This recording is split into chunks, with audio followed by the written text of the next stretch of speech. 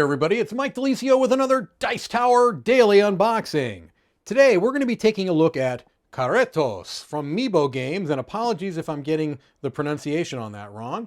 This is from 2 to 4 players in about 45 minutes. It says, in the extreme north of Portugal, in an imaginary triangle between the three groups of mountain chains that I don't want to butcher the pronunciation of, is a rough granite landscape of wilderness and solitude.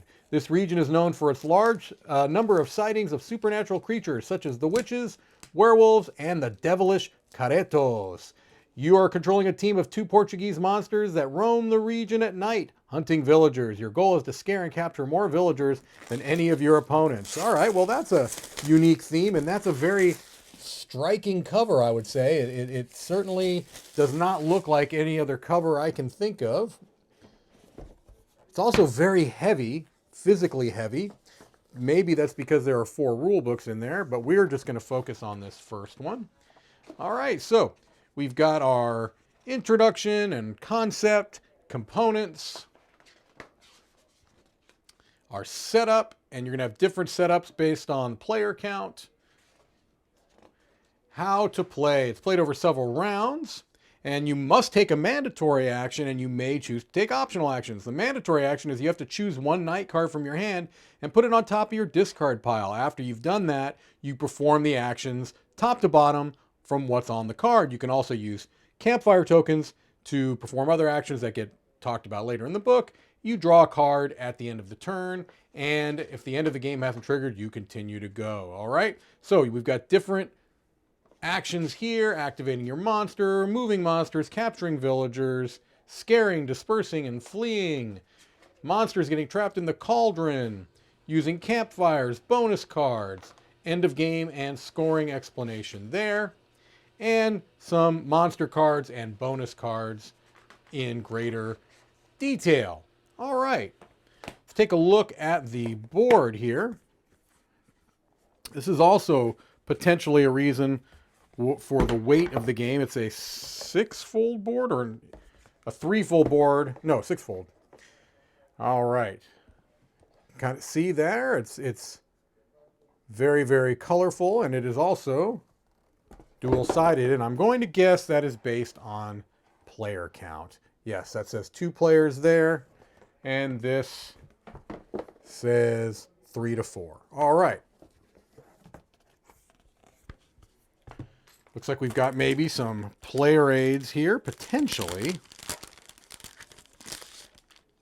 Sure seems to be some nice. These are relatively, they're not cardboard, but they're definitely cardboard stock. They're card stock, I should say. And they've got language independent descriptions of what you can do. We've got some little standees here, bases. We've got some wooden discs, screen printed.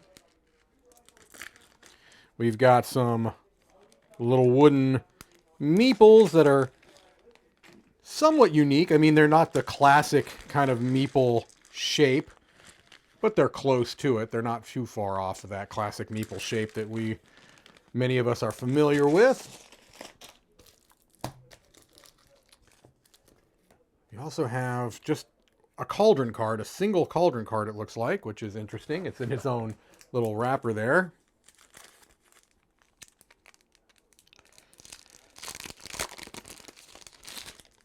We've got a number of different cards here.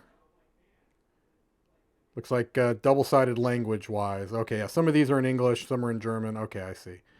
The Shepherdess of Wolves, Enchanted Mora, Boogeyman, a werewolf. These must be the different monsters that you can play as.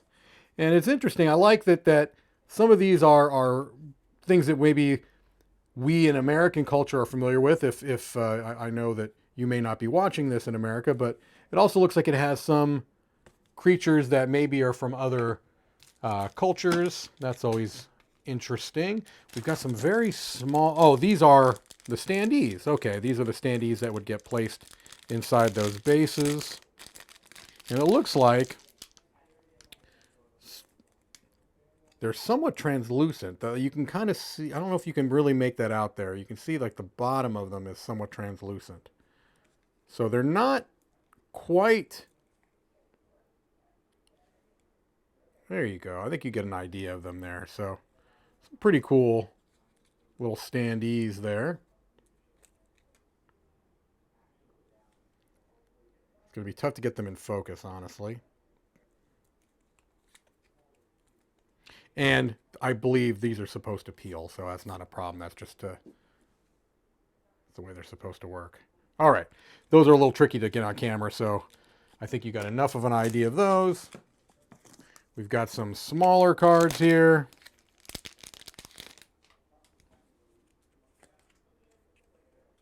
I believe these are probably movement cards, would be a guess, but I'm not sure of that. Some pretty clear iconography, though, and a nice look to them. I actually kind of like the way this looks. I believe these are bonus cards. I think that was that symbol. Yeah, different, probably end game or even perhaps mid game scoring cards.